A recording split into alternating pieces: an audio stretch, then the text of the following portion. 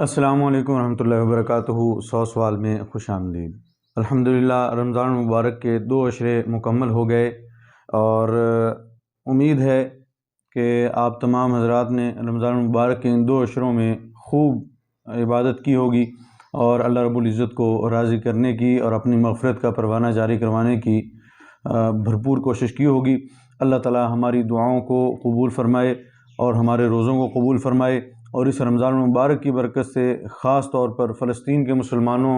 کو اس آزمائش سے نجات دے اور ظالم کو کافر کردار تک پہنچائے، اور جو مسلمان کافروں کے سامنے ڈٹے ہوئے ہیں اللہ رب العزت ان کی مدد و نصرت فرمائے اور ان کو ثابت قدمی عطا فرمائے۔ اپنی دعاؤں میں سحر میں افطار میں لازماً فلسطین کے مظلوم مسلمانوں کو یاد رکھیں اور ان کے لیے خصوصاً دعا کیا کریں، نمازوں کے بعد بھی اور نوافل پڑھ کے بھی ان کے لیے دعا کیا کریں۔ اللہ تعالی ہمیں ایسی آزمائش سے محفوظ رکھے اور ان مظلوم مسلمانوں کو اس آزمائش سے نجات دے۔ الحمدللہ آج 20واں روزہ اور 21ویں رات ہو گئی۔ آج کے دن رمضان المبارک کی ایک اہم عبادت کا آغاز ہوا چاہتا ہے جس کو اعتکاف کہا جاتا ہے۔ ہر مسجد میں تقریباً لوگ اعتکاف میں بیٹھ چکے ہوں گے۔ اعتکاف اصل میں اس کی روح اور اس کا اصل مقصد یہ ہے کہ دنیاوی امور سے کٹ جائے بندہ اور صرف اللہ کا ہو جائے، اور اللہ رب العزت کے دربار میں جتنا ہو سکے آہوزاری کرے اور اللہ رب العزت سے اپنے گناہوں کی معافی مانگے، اپنے لیے، اپنے اہل و عیال کے لیے، اہل محلہ کے لیے، اہل علاقہ کے لیے اور اس امت مسلمہ کے لیے زیادہ سے زیادہ خیر کی دعائیں کرے اور برکت کی دعائیں کرے، تاکہ یہ 10 دن جو اپنے رب کے ساتھ تعلق قائم کرے گا وہ تعلق اس کو آنے والی زندگی میں کام دے گا، اور آنے والی زندگی میں اس کی عادت وہ عبادت کی بن جائے گی، نافرمانیوں سے انشاءاللہ العزیز وہ محفوظ رہے گا۔ تو اعتکاف کے متعلق چند چیزیں ذہن میں رکھیں۔ سب سے پہلے سنت اعتکاف کیا ہے اور نفل اعتکاف کیا ہے، اس کے بارے میں بات ہوگی، اور اس ویڈیو میں بہت ساری چیزیں ہیں انشاءاللہ جو آپ کے ساتھ شیئر کرنے کا ارادہ ہے۔ مثلا عورتوں کے لیے اعتکاف کے احکامات کیا ہیں، مرد مساجد میں اعتکاف بیٹھتے ہیں تو مسجد کی حدود کیا ہوگی جس کے اندر معتکف کا رہنا ضروری ہے، اور اس حدود سے باہر اگر بلا جواز اور بلا ضرورت نکل گیا تو اس کا اعتکاف باقی رہے گا یا ٹوٹ جائے گا، اور اگر اعتکاف کسی وجہ سے ٹوٹ جائے تو پھر اس کی قضا لازم ہوگی یا نہیں ہوگی، اور اسی طرح قضاء حاجت کے لیے یا غسل کے لیے یا وضو کے لیے کتنی دیر کے لیے مسجد سے باہر جا سکتا ہے، یا یہ بھی آپ کو معلوم ہو جائے گا اس ویڈیو میں کہ وضو خانہ مسجد کے جوتے اتارنے کی جگہ اور اسی طرح مسجد کے بیت الخلاء اور غسل خانے کیا یہ مسجد کے اندر شامل ہیں یا نہیں شامل۔ تو یہ ساری باتیں انشاءاللہ بالترتیب تفصیل کے ساتھ آپ حضرات کے سامنے اس ویڈیو میں شیئر کرنے کا ارادہ ہے۔ سب سے پہلی بات یہ یاد رکھیں کہ سنت اعتکاف اور نفل اعتکاف کیا ہے، سنت اعتکاف کے لیے کیا شرط ہے اور نفل اعتکاف کے لیے کیا شرط ہے۔ دیکھیں، دونوں طرح کے اعتکاف کے لیے مسجد میں ہونا لازم ہے۔ مسجد میں ہوں گے دونوں طرح کا اعتکاف، سنت اعتکاف بھی مسجد میں ہوگا اور نفل اعتکاف بھی مسجد میں ہوگا۔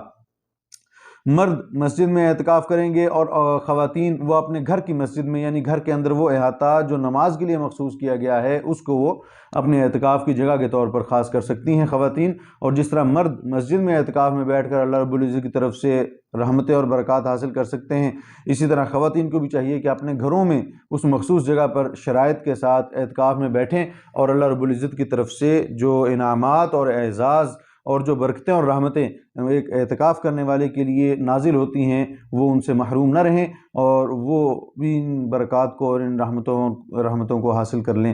تو اب آتے ہیں جی سنت اعتکاف کس کو کہا جاتا ہے۔ یاد رکھیں، رمضان المبارک کے آخری عشرہ کا اعتکاف یہ سنت اعتکاف کہلاتا ہے۔ آپ صلی اللہ علیہ وسلم جب مکہ مکرمہ سے مدینہ طیبہ کی طرف ہجرت فرما کر آئے تو آپ صلی اللہ علیہ وسلم کہ جتنے سال مدینہ طیبہ میں گزرے ہیں آپ صلی اللہ علیہ وسلم نے بالاستیاب ان میں اعتکاف فرمایا ہے۔ ہر سال آپ صلی اللہ علیہ وسلم اعتکاف فرمایا کرتے تھے۔ اگر کسی وجہ سے کسی سال میں رہ بھی گیا تو اگلے سال آپ صلی اللہ علیہ وسلم نے 20 یوم کا اعتکاف فرما کر پچھلے سال کی قضا بھی ساتھ ادا کر لی۔ تو اس لیے جو رمضان المبارک کے آخری عشرے کا اعتکاف ہے یہی سنت اعتکاف کہلاتا ہے، اور اس کا وقت کب سے کب تک ہے یاد رکھیں۔ 20واں روزہ، جس طرح آج کا روزہ گزرا ہے، آج غروب آفتاب سے پہلے جو لوگ اعتکاف کی نیت سے مسجد میں داخل ہو گئے اور مسجد میں ہی قیام کر لیا، انہوں نے دوبارہ نماز پڑھ کے اپنے گھروں کی طرف نہیں لوٹے، تو ان لوگوں کا اعتکاف یہ سنت اعتکاف کہلائے گا، اور یہ اعتکاف جاری رہے گا جب تک کہ عید الفطر کا چاند نظر نہیں آ جاتا، تو یہ اعتکاف اس وقت تک جاری رہے گا، خواہ وہ 29 روزے ہوں یا 30 روزے ہوں، بہرحال اس کا اختتام ہوگا عید الفطر کا چاند نظر آنے کے ساتھ ہی۔ اور اسی طرح یہ بھی ذہن میں رکھیں کہ معتکف جب اعتکاف کی نیت سے مسجد میں آ جائے گا تو اب یہ اس کا سنت اعتکاف جب شروع ہو گیا تو یہ اعتکاف اس نے محفوظ کیسے رکھنا ہے، کون سی حدود مسجد کی حدود ہیں اور کون سی جگہیں مسجد سے باہر کہلاتی ہیں۔ ویسے تو یاد رکھیں مسجد کا جتنا احاطہ وقف کیا گیا ہوتا ہے مسجد کے لیے، اس کے اندر بیت الخلاء بھی ہوتے ہیں، غسل خانے بھی ہوتے ہیں، جوتے اتارنے کی جگہ بھی ہوتی ہے، اور اسی طرح وضو خانہ بھی ہوتا ہے، اور اسی طرح کوئی الگ سے کمرہ جس میں ساز و سامان رکھا ہوتا ہے اسٹور نما، یہ بھی ہوتا ہے اسی مسجد کے احاطے میں۔ عرفاً تو اس سارے احاطے کو مسجد کہا جاتا ہے، لیکن عین مسجد وہ ہوا کرتی ہے، حقیقتاً مسجد وہ ہوا کرتی ہے جس کو مسجد کے بانی نے نماز پڑھنے کے لیے خاص کیا ہوا ہو، اور اس نے یہ حکم لگایا ہو کہ یہ جگہ نماز پڑھنے کے لیے ہے، وہاں جوتے پہن کر جانا ممنوع ہو، وہاں پہ ایسا شخص جس کو غسل فرض ہو گیا ہے اس کا داخل ہونا ممنوع ہو، تو وہ جگہ وہ احاطہ مسجد کہلاتا ہے معتکف کے لیے، اعتکاف کرنے والے کے لیے۔ لہذا اس اعتبار سے ہمارا جوتے اتارنے کی جگہ وہ بھی مسجد سے خارج ہوگی، وضو خانہ بھی مسجد سے نکل گیا، اور اسی طرح بیت الخلاء اور غسل خانے یہ بھی مسجد کی حدود سے باہر ہو گئے۔ لہذا ایک معتکف شخص جو شخص اعتکاف کے لیے بیٹھا ہے اور سنت اعتکاف کے لیے بیٹھا ہے، اس کے لیے اس حدود اربعہ کا اہتمام کرنا ضروری ہے کہ وہ بلا وجہ اور بلا ضرورت وہ اس جگہ سے تجاوز نہ کرے، اس جگہ سے نہ نکلے جہاں تک نماز پڑھی جاتی ہے، جہاں سے جوتے اتار کے مسجد میں داخل ہوا جاتا ہے، جہاں سے مسجد کا احترام شروع ہو جاتا ہے، اس جگہ سے وہ بلا ضرورت اور بلا حاجت وہ تجاوز نہ کرے، نہ ہی بلا وجہ وضو خانے میں جائے، اور نہ ہی بلا وجہ جوتوں والی جگہ پہ جائے، اور نہ ہی بلا وجہ وہ غسل خانے اور بیت الخلاء کی طرف چلا رہے۔ تو اسے کیا کرنا چاہیے؟ اب قضاء حاجت کے لیے جب اس کو جانا ہو تو بقدر ضرورت یہ جتنی دیر میں اپنی حاجت کو پورا کر لے اتنی دیر کے لیے بیت الخلاء کا استعمال کر سکتا ہے، اور وہاں پر حاجت پوری کر لینے کے بعد اس کا تھوڑی دیر بھی ٹھہرنا یہ اس کے اعتکاف کو باطل کر دے گا۔ یاد رکھیں بعض لوگوں کو سگریٹ پینے کی عادت ہوتی ہے، اور بعض لوگ منہ میں وہ نسوار یا بیڑا وغیرہ رکھتے ہیں، تو اس عادت سے مجبور ہوتے ہیں۔ اب روزے کی حالت میں یہ دونوں چیزیں نہیں کر سکتے، لہذا جب روزہ افطار ہو جاتا ہے تو معتکف کی چونکہ عادت بن چکی ہوتی ہے ان چیزوں کی، تو اس کی کوشش یہ ہوتی ہے کہ میں مسجد سے باہر جا کے سگریٹ پی لوں یا نسوار رکھ لوں، اور مسجد کے آداب کے بھی خلاف ہے ان چیزوں کا استعمال کرنا۔ تو اگر معتکف سگریٹ پینے کے لیے یا نسوار یا بیڑے وغیرہ منہ میں رکھنے کے لیے مسجد سے باہر نکل گیا تو اس کا سنت اعتکاف ختم ہو جائے گا، اب اس کا نفل اعتکاف کہلائے گا۔ سنت اعتکاف اس کا فوراً ٹوٹ جائے گا، کیونکہ یہ بلا ضرورت باہر نکلا ہے، یہ ضرورت شدیدہ نہیں تھی اس کے لیے۔ لہذا اگر یہ اتنا ہی مجبور ہے کہ یہ سگریٹ یا نسوار وغیرہ کا استعمال کیے بغیر رہ نہیں سکتا، یا اس کی طبیعت ناساز ہو جائے گی، تو جب یہ بیت الخلاء میں جائے تو جتنی دیر میں یہ اپنی حاجت پوری کرے، قضائے حاجت کرے، اتنی دیر میں یہ وہاں پر سگریٹ یا نسوار کا استعمال کر سکتا ہے۔ اس کے علاوہ خصوصاً سگریٹ یا نسوار کے استعمال کے لیے قضائے حاجت سے فارغ ہونے کے بعد اس کو بیٹھنے کی اجازت نہیں ہے، فوراً مسجد کی طرف آئے گا، وضو کرے، وضو خانے میں بھی زیادہ دیر نہ رکے، بلکہ جتنی دیر میں وضو ہو جائے سنت کے مطابق اتنی دیر میں وضو کر کے فوراً مسجد کے احاطے میں داخل ہو جائے۔ باقی رہے گی یہ بات کہ کیا معتکف جب مسجد سے باہر نکلا قضائے حاجت کے لیے، یا مسجد سے باہر نکلا وضو کے لیے، یا مسجد سے باہر نکلا فرض غسل کے لیے، تو باہر یہ کسی سے گفتگو کر سکتا ہے یا سلام دعا کر سکتا ہے کسی کے ساتھ، کسی کے سلام کو جواب دینا یا کسی کو سلام کرنا یا کسی معاملے میں بات کرنا کسی کے ساتھ، یہ درست ہے یا نہیں؟ یاد رکھیں معتکف خصوصاً کھڑا ہو کے کسی کو سلام نہیں کر سکتا، کسی کے سلام کا جواب نہیں دے سکتا، اور نہ ہی کسی کے ساتھ کسی معاملے پہ خصوصاً کھڑا ہو کے خاص طور پہ کھڑا ہو کے بات نہیں کر سکتا۔ البتہ بیت الخلاء کی طرف آتے جاتے، وضو کے لیے آتے جاتے راستے میں یہ گفتگو کر سکتا ہے، لیکن اس طرح نہ ہو کہ اس گفتگو کے لیے اس کو خاص طور پر رکنا پڑے، ٹھہرنا پڑے، ایسا نہ ہو۔ اگر ایسا ہوا تو اعتکاف باطل ہو جائے گا، سنت اعتکاف ختم ہو جائے گا، اس کا نفل اعتکاف کہلائے گا۔ دیکھیں یہ عبادت جتنی اہم ہے اور جتنی عظیم ہے، اتنا ہی اس کے لیے احتیاطیں بھی زیادہ ہیں۔ جو معاملہ جتنا حساس ہوتا ہے اس کے لیے احتیاطیں بھی اتنی ہوتی ہیں، جس چیز پر انعامات زیادہ ملنے ہوتے ہیں اس کے لیے حساسیت بھی اتنی ہی ہوتی ہے اس معاملے میں۔ آپ صلی اللہ علیہ وسلم نے فرمایا کہ اعتکاف تو بہت بڑی عبادت ہے کتنی بڑی عبادت ہے، ذرا آپ صلی اللہ علیہ وسلم کے اس ارشاد گرامی سے ہم یہ اندازہ لگا سکتے ہیں کہ آپ صلی اللہ علیہ وسلم نے فرمایا جب ایک بندہ ایک دن کا اعتکاف کرتا ہے اللہ کی رضا کے لیے تو اللہ رب العزت اس کے اور جہنم کے درمیان میں 3 خندقیں حائل فرما دیتا ہے، اور ایک خندق سے دوسری خندق تک کا فاصلہ زمین و آسمان کے اس خلا سے بھی زیادہ ہے۔ تو اللہ رب العزت اس کو اپنی رحمت سے کتنا قریب کر لیتے ہیں اور جہنم سے کتنا دور فرما دیتے ہیں، ہم یہ اندازہ لگا لیں۔ تو یہ ایک دن کے اعتکاف کی فضیلت ہے۔ جو بندہ 10 دن اللہ کی رضا کے لیے مسجد میں اعتکاف کرے گا تو اس کے لیے کتنا بڑا اجر و ثواب ہوگا۔ اور اسی طرح رسول اللہ صلی اللہ علیہ وسلم نے ارشاد فرمایا کہ جو بندہ اعتکاف کے لیے مسجد میں اپنے آپ کو روک لیتا ہے، اللہ کی رضا کے لیے روک لیتا ہے، تو وہ ان تمام معمولات کا اجر و ثواب حاصل کر لیتا ہے جو معمولات وہ اگر اعتکاف میں نہ ہوتا تو ان معمولات کو کرتا۔ مثلا جنازے میں جا سکتا تھا، ختم قرآن کی مجلس میں جا سکتا تھا، اسی طرح دیگر اچھی مجالس میں وہ جا سکتا تھا، لیکن اعتکاف کی وجہ سے رکا رہا، دوسرے لوگ ان میں شامل ہوتے رہے، تو اس بندے کو شامل نہ ہونے کے باوجود اللہ رب العزت ان تمام اعمال کا اجر و ثواب عطا فرما دیتے ہیں۔ تو یہ کتنا بڑا انعام ہے۔ ان ساری چیزوں سے بڑھ کے آپ صلی اللہ علیہ وسلم کا چونکہ اس پہ دوام رہا ہے، آپ صلی اللہ علیہ وسلم نے اس عمل کو بڑے اہتمام سے کیا ہے، اس کی فضیلت اس سے زیادہ اور کیا ہو سکتی ہے کہ آپ صلی اللہ علیہ وسلم کی عادت مبارکہ تھی اعتکاف کرنا، لہذا اس میں احتیاط سے کام لیا جائے اور جتنا ہو سکے محتاط رہا جائے۔ اور اسی طرح غسل کے احکام بھی اس میں سمجھ لیں کہ معتکف صرف وہ غسل کرنے کے لیے مسجد سے باہر نکل سکتا ہے، غسل خانے میں جا سکتا ہے جو غسل فرض کہلائے۔ جب اس پہ غسل فرض ہو گیا احتلام کی وجہ سے یا تو یہ فرض غسل ادا کرنے کے لیے مسجد سے باہر جا سکتا ہے غسل خانہ استعمال کرنے کے لیے۔ اگر غسل تبرید ہے یعنی ٹھنڈک حاصل کرنے کے لیے غسل کرنا ہے تو اس غسل کے لیے وہ مسجد سے باہر جائے گا تو یہ بلا ضرورت ہے، تو اس صورت میں اس کے لیے مسجد سے باہر جانا جائز نہیں ہے، اس کا اعتکاف ختم ہو جائے گا۔ البتہ مسجد کے اندر کوئی ایسا احاطہ یا عارضی غسل خانہ تعمیر کر لیا جائے، بنا لیا جائے، یا کوئی شاپر واپر بچھا کے اس کا انتظام کر لیا جائے تاکہ مسجد کا صحن یا مسجد کا احاطہ جو ہے وہ متلوث بالنجاست نہ ہو، اس میں استعمال شدہ پانی نہ آئے، تو مسجد کے احاطے میں غسل تبرید کر سکتا ہے۔ تو اس میں بھی احتیاط کرنی چاہیے کہ بار بار ایسا نہ کرے تاکہ مسجد کا صحن یا مسجد کا احاطہ جو ہے وہ خراب نہ ہو۔ تو اس طرح یہ مسجد کے اندر بھی غسل کر سکتا ہے، لیکن فرض غسل کے لیے وہ مسجد سے باہر نکل سکتا ہے، غسل خانے کا استعمال کر سکتا ہے۔ لیکن اگر اندر غسل کرنے کا بھی انتظام نہیں ہوا کوئی مسجد میں اور اب اس کو غسل کی بھی شدید ضرورت ہے، گرمی کی وجہ سے اس کی طبیعت خراب ہے، نڈھال ہے، تو پھر یہ مسجد کے غسل خانے میں غسل کرنے کے لیے جا سکتا ہے، اس میں کوئی حرج نہیں ہے۔ اسی طرح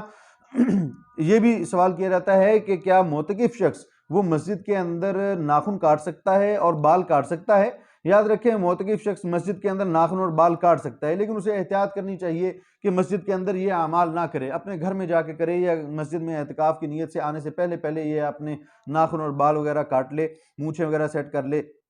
کیونکہ مسجد کے اندر جب یہ ناخن اور بال کاٹے گا تو اس بات کا احتمال ہوتا ہے کہ بال مسجد کے اندر گریں گے اور ناخن بھی مسجد کے اندر گریں گے۔ عام طور پہ صفوں پہ جب ناخن پڑے ہوں تو چلنے والوں کو، گزرنے والوں کو پاؤں میں تکلیف کا ذریعہ بنتے ہیں، تو اس لیے بہتر یہ ہے کہ وہ نہ کاٹے۔ لیکن اگر صفائی ستھرائی کا اہتمام کر کے نیچے کو کپڑا بچھا کے تو وہ اپنے ناخن یا بال کاٹنا چاہتا ہے، مونچھیں اور لبیں کاٹنا چاہتا ہے تو اس میں کوئی حرج نہیں ہے، کاٹ سکتا ہے، اس سے اس کے اعتکاف پر کوئی اثر نہیں پڑے گا۔ باقی یہ رہ گیا سوال کہ اگر کسی کا سنت اعتکاف تھا، وہ سنت اعتکاف اس کی بے احتیاطی کی وجہ سے فاسد ہو گیا، ٹوٹ گیا، یا اس کی طبیعت ناساز ہو گئی، شرعی عذر کی وجہ سے وہ اس کا اعتکاف ٹوٹ گیا، تو اب اس کے لیے قضا لازم ہے یا نہیں؟ یاد رکھیں سنت اعتکاف کی قضا لازم ہے، سنت اعتکاف کی قضا کرے گا، آئندہ سال وہ ایک دن کا اعتکاف کرے گا، ایک دن کا اعتکاف کر کے وہ سنت اعتکاف کی قضا کر لے گا۔ باقی یہ بھی ذہن میں رکھیں کہ سنت اعتکاف کے لیے روزہ شرط ہے۔ اگر بندہ کسی وجہ سے روزہ چھوڑ دیتا ہے، کسی عذر کی وجہ سے روزہ چھوڑ دیتا ہے، بیماری کی وجہ سے روزہ چھوڑ دیتا ہے اعتکاف کرنے والا شخص، تو اس کا اعتکاف ختم ہو جائے گا، سنت اعتکاف، نفل اعتکاف اس کا باقی رہے گا، کیونکہ نفل اعتکاف کے لیے روزہ رکھنا شرط نہیں ہے، لہذا سنت اعتکاف کے لیے روزہ رکھنا شرط ہے۔ اگر روزہ چھوڑنے کی وجہ سے بھی اس کا اعتکاف باطل ہو گیا تو پھر اس کو آئندہ سال اعتکاف کی قضا کرنی پڑے گی، یا سال کے اندر کسی بھی وقت وہ اعتکاف کی قضا کر سکتا ہے، لیکن یاد رکھیں اس کو پھر 10 دن کی قضا کرنا لازم نہیں ہے، بلکہ ایک دن کی قضا اس کے لیے کافی ہو جائے گی، اس کے 10 دن کو کفایت کر جائے گی۔ ایک دن کا روزہ رکھ کے اور ایک دن وہ صبح صادق کے طلوع ہونے سے پہلے مسجد میں آ جائے، اور اس کے بعد پھر غروب آفتاب کے بعد وہ مغرب کی نماز ادا کر کے اپنے گھر کو چلا جائے، تو یہ اس کے اس سنت اعتکاف کی قضا شمار ہو جائے گی جو سنت اعتکاف اس نے فاسد کر لیا تھا، یا شرعاً اس کا کسی عذر کی وجہ سے اس کا اعتکاف فاسد ہو گیا تھا۔ باقی رہے گی بات عورتوں کے لیے اعتکاف، یاد رکھیں جیسا کہ میں نے شروع میں گزارش کر دی، عرض کر دیا کہ عورتیں اپنے گھر کی مسجد میں، یعنی گھر کا وہ احاطہ جہاں پہ عورتوں نے اپنا مسجد نماز پڑھنے کا اہتمام کیا ہوا ہے، جو جگہ مخصوص کی ہوئی ہے، عام طور پہ وہاں پہ جوتے پہن کے نہیں جاتے، یا عام طور پہ وہاں پہ بچوں کو جانے کی اجازت نہیں ہوتی، چھوٹے بچوں کو، تاکہ وہاں پہ وہ پیشاب وغیرہ نہ کر دیں اور جگہ ناپاک نہ ہو جائے، تو اس جگہ کو نماز کے لیے مخصوص کیا ہوتا ہے، تو عورتیں گھر میں اس جگہ کو نماز کے لیے مختص کر سکتی ہیں۔ باقی عورت کے لیے گھر میں کیا کیا شرائط ہیں؟ دیکھیں، عورت اپنے اسی مقام میں رہے، اسی جگہ میں رہے جو جگہ مخصوص ہے اس کے اعتکاف کے لیے، اور بلا ضرورت وہ گھر کے افراد کے ساتھ گفتگو نہ کرے، بلا ضرورت وہ گھر کے دوسرے احاطے کی طرف گھومتی نہ پھرے، اور اپنے اسی جگہ پہ رہے، اسی جگہ پہ سونے کا انتظام کرے، اور وہیں پہ۔ اور عورت کے لیے یہ بھی ضروری ہے کہ عورت اگر اپنے ماہواری کے ایام کا تعین کرے، اس کا اندازہ لگائے کہ کہیں ایسا تو نہیں ہے کہ ان 10 دنوں میں ماہواری کے ایام بھی آ جائیں گے۔ اگر ایسا ہے تو پھر اس کو اعتکاف نہیں کرنا چاہیے، نفل اعتکاف کی نیت سے بیٹھ جائے، سنت اعتکاف نہ کرے، تاکہ اعتکاف کی قضا اس کے ذمہ لازم نہ ہو۔ اعتکاف پورا تو ہو نہیں پائے گا کیونکہ درمیان میں ہی ماہواری آ جائے گی اس کی عادت کے مطابق۔ اور اگر عورت 20ویں روزے کو غروب آفتاب سے پہلے یعنی افطاری سے پہلے اپنے ماہواری سے پاک ہو گئی، اس نے غسل کر لیا، تو وہ اعتکاف پر بیٹھ سکتی ہے۔ اور عورت کے اعتکاف کے لیے یہ بھی ضروری ہے کہ وہ اپنے خامند کی اجازت سے بیٹھے گی۔ اگر اس کا خامند اس کو بخوشی اجازت دے دیتا ہے تو عورت اعتکاف کے لیے بیٹھ سکتی ہے، خواہ اس نے سنت اعتکاف ہی کیوں نہ کرنا ہو، لیکن اگر خامند کی طرف سے اجازت نہیں ملتی عورت کو تو عورت اعتکاف نہیں کر سکتی۔ عورت کے لیے خامند کی اجازت شرط ہے اعتکاف کرنے کے لیے۔ باقی عورت کے لیے بھی وہی انعامات ہیں اعتکاف کرنے پر جو انعامات مردوں کے لیے ہے، اس میں کوئی تفاوت نہیں ہے۔ مرد اپنے آپ کو مسجد میں روکے رکھیں گے، عورتیں جو ہیں وہ اپنے آپ کو گھر کی مسجد میں، گھر کے نماز والے احاطے میں اپنے آپ کو روکے رکھیں اور سنت اعتکاف پورا کریں تاکہ وہ انعامات، وہ فضائل اور برکات جو اللہ رب العزت نے معتکف کے لیے متعین کیے ہوئے ہیں، وہ سارے کے سارے انعامات ان معتکفین کو مل سکیں۔ اور ویسے بھی رسول اللہ صلی اللہ علیہ وسلم نے ارشاد فرمایا کہ جب بندہ اللہ کی رضا کے لیے اعتکاف کرتا ہے تو اللہ رب العزت اس کے گزشتہ تمام گناہوں کو معاف فرما دیتے ہیں۔ تو اللہ رب العزت سے دعا ہے اللہ رب العزت ہمیں رمضان المبارک کے یہ آخری 10 دن یا 9 دن جو رہ گئے ہیں، آخری عشرہ جو باقی ہے، اس میں زیادہ سے زیادہ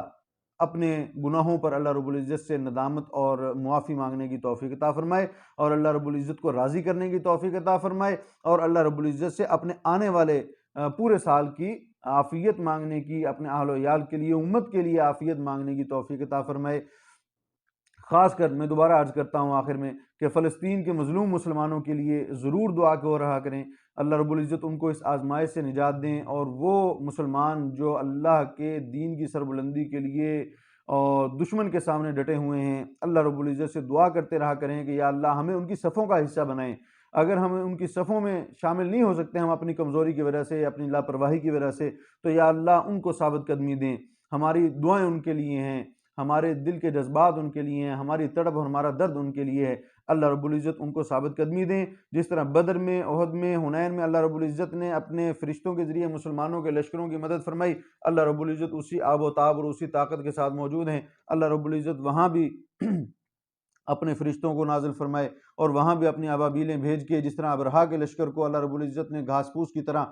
بھوسا بنا دیا تھا، اسی طرح اللہ رب العزت دشمن کو نیست و نابود کر دے۔ یہ ہماری دعائیں ہیں۔ دل مطمئن ہوتا نہیں ہے دعائیں کرتے کرتے، کیونکہ اصل تو یہ ہے کہ ان کے شانہ بشانہ کھڑا ہوا جائے۔ اصل تو یہ ہے، سب سے اعلیٰ مقام یہ ہے۔ اللہ رب العزت سے سب سے پہلے اس چیز کی دعا کریں کہ یا اللہ ہمیں ان کی صفوں میں کھڑا کریں، ہمیں ان کی صفوں کا حصہ بنا دیں۔ اگر ہم